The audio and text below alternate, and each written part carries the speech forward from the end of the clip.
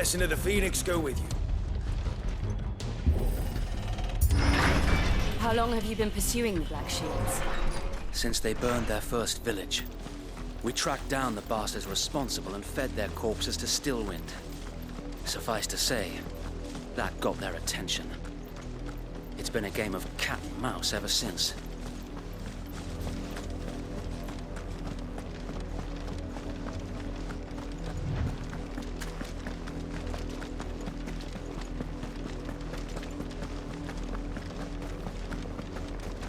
Look at me sideways.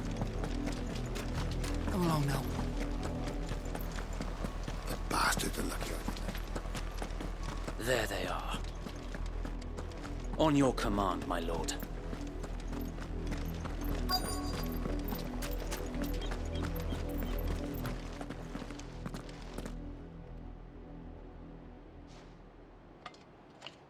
What is it now?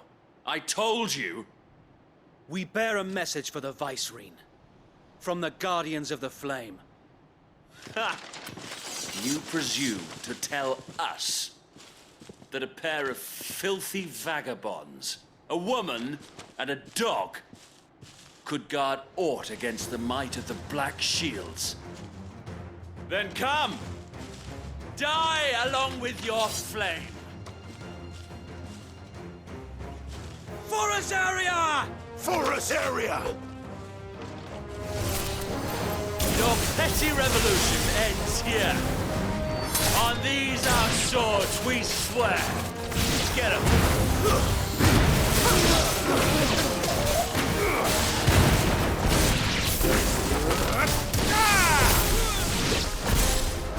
Bloody hell! Reinforcements from the far bank! Another wyvern to fight their battles for them.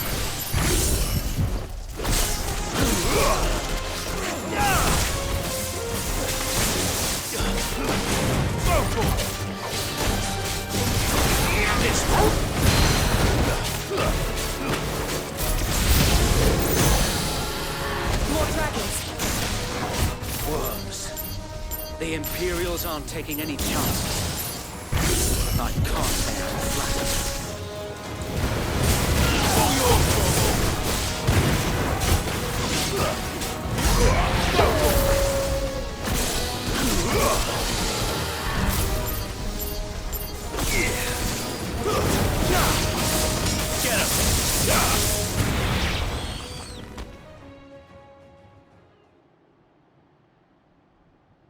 A noble stand, albeit a misguided one.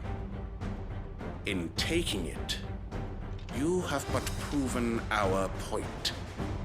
That this land is in dire need of cleansing.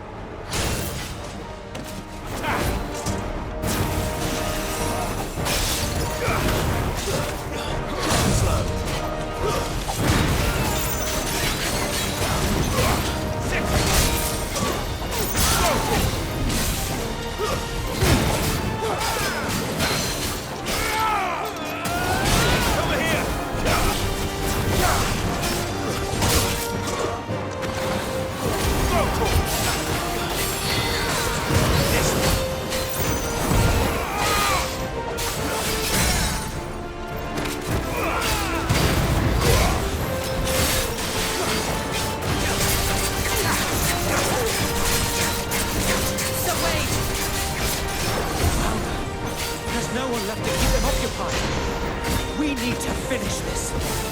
We finish him.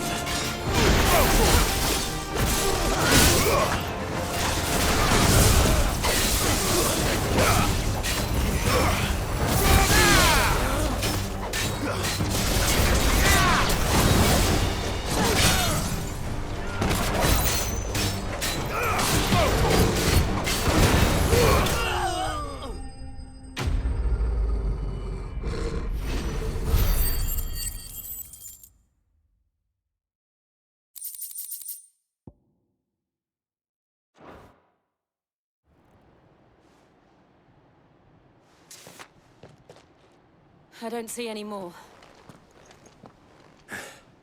Nor do I. The plan worked. It did. It bloody worked!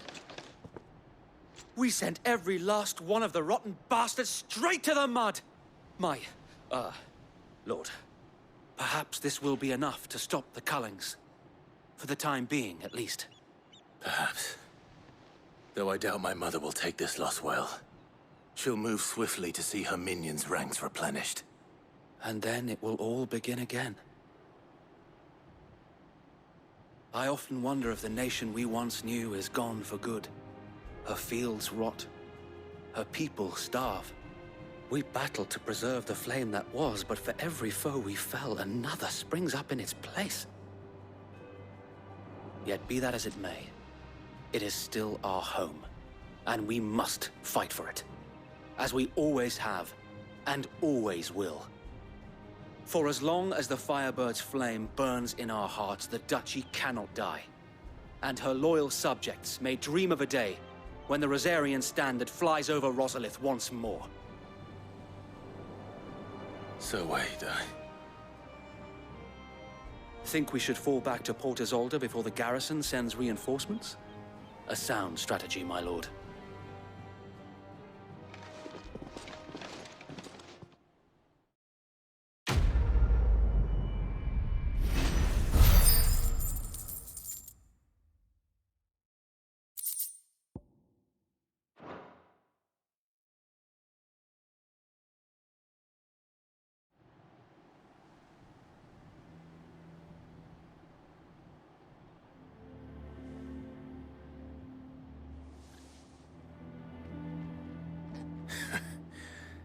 And how long has my uncle been funding you and your comrades' endeavors?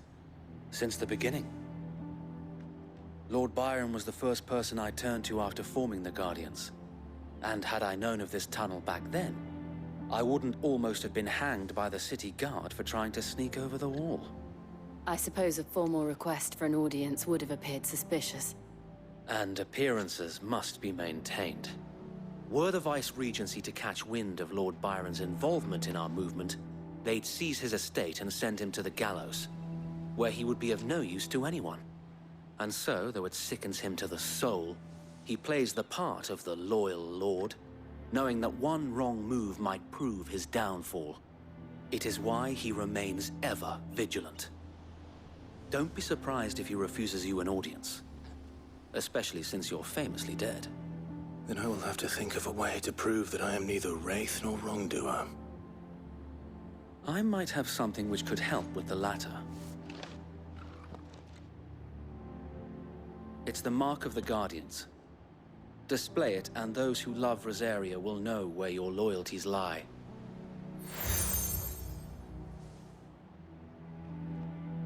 I shall wear it with pride. Be sure that you do. I don't want my men attacking you again. Unless you deserve it. If only Sir Tyler could have been here to see you. Or the Lord Commander. Thank you, Sir Wade. If there is ever anything you need. I know. Go on now, my lord.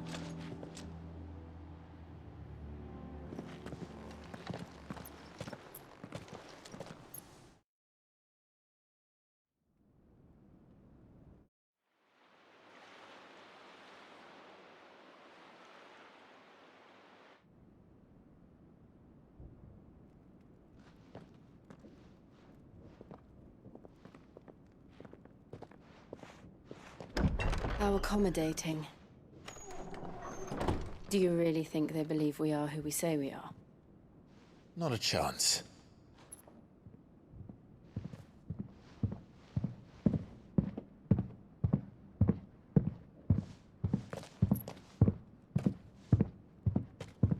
Right, I guess. My uncle believes we're imposters here to rob him. And means to string us up himself.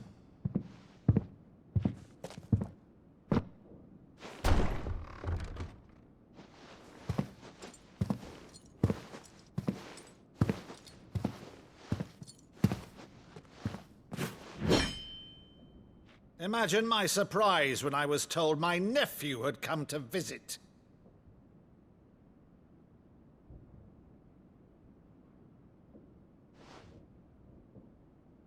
Clive Rosfield died long ago. And for uttering his name here, you shall pay with your tongue!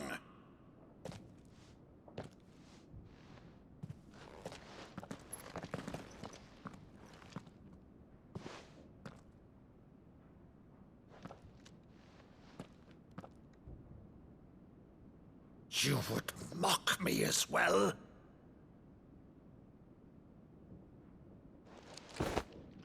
It is I, Sir Crandall of Camelot, loyal servant to Her Serene Holiness, Saint Sybil the Unshod. Meadow, thou vile sorcerer, for thy crimes against church and crown, I shall have thy head.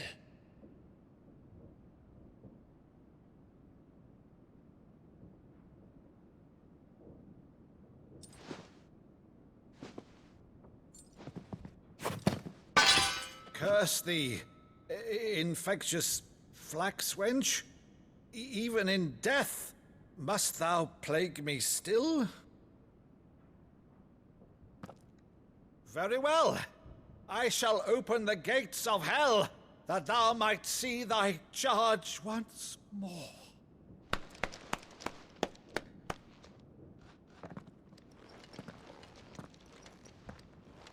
Bravo, Uncle. You're still the finest Meadow in the twins. Oh, Clive, my dear boy, it's really you.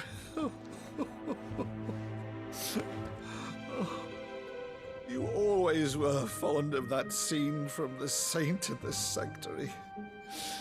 Never did let me play Sir Crandall.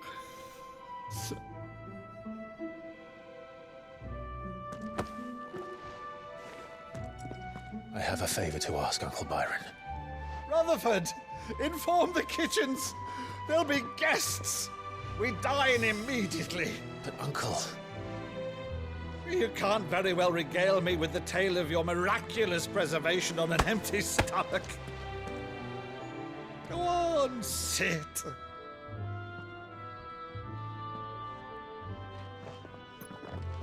See that you use the good plates, Rutherford.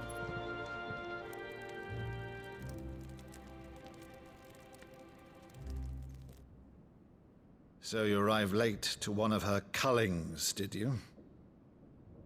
Since becoming Vicereine, Annabella has been a constant thorn in Rosaria's side, but these atrocities are a new low.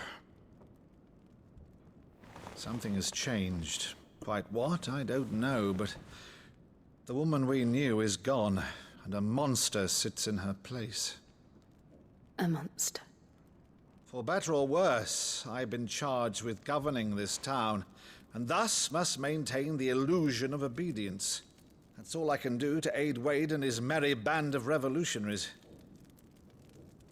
So he's told us. You have risked much for Rosaria. Our nation will be forever in your debt.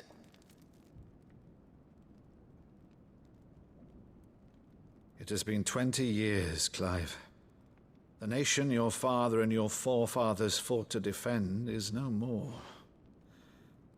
Perhaps it would be otherwise had I the courage of my brother.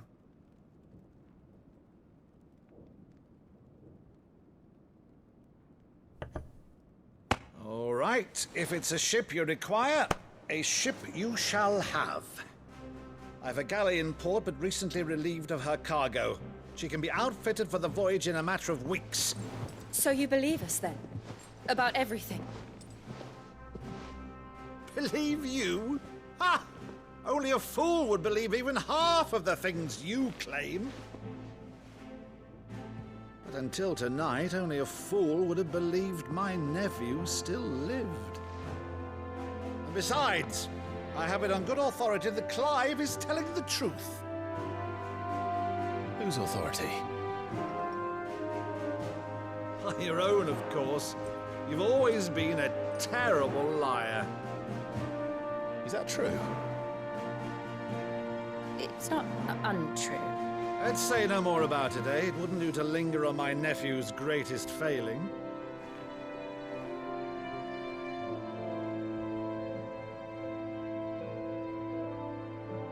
one thing I cannot believe, though, is all this about you being Sid. You were always such a good boy, but now you're quite the outlaw. Which, if I'm not mistaken, would make me an outlaw's uncle. Right then, who shall we pillage first? Rutherford, fetch me my cutlass. This will be fun.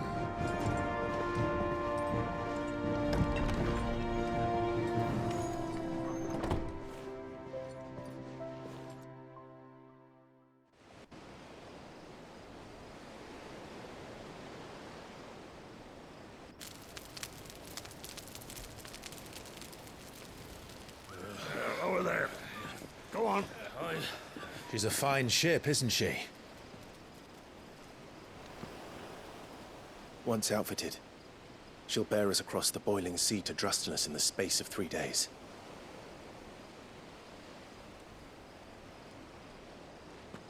Something on your mind?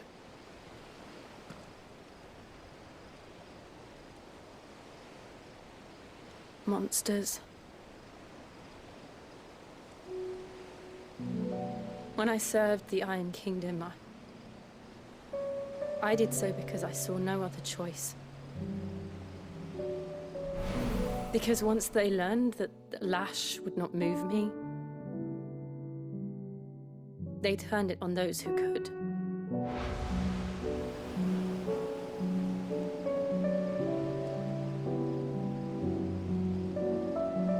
And so I became their puppet. I let them pull my strings, telling myself it was not my hand that swung the sword, but another's. I removed myself from the truth so I wouldn't feel the pain it caused.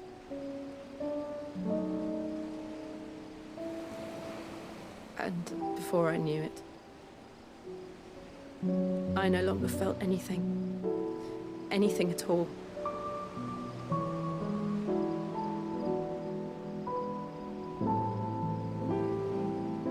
I had become a monster.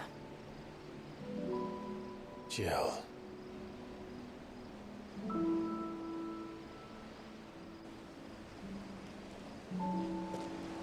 I don't want to be a monster, Clive.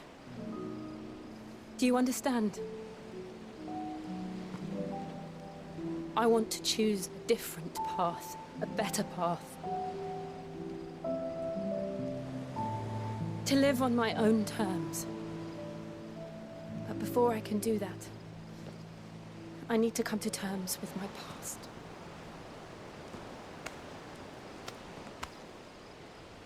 And when you do, I'll be standing there with you, just as you stood with me.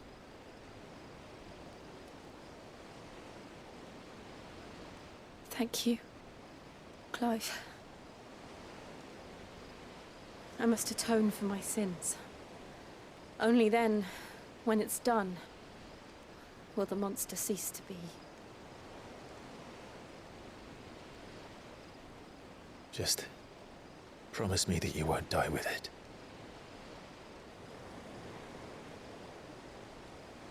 Now, let's get some sleep. The journey back to Benamir is long, and there is much to tell the others.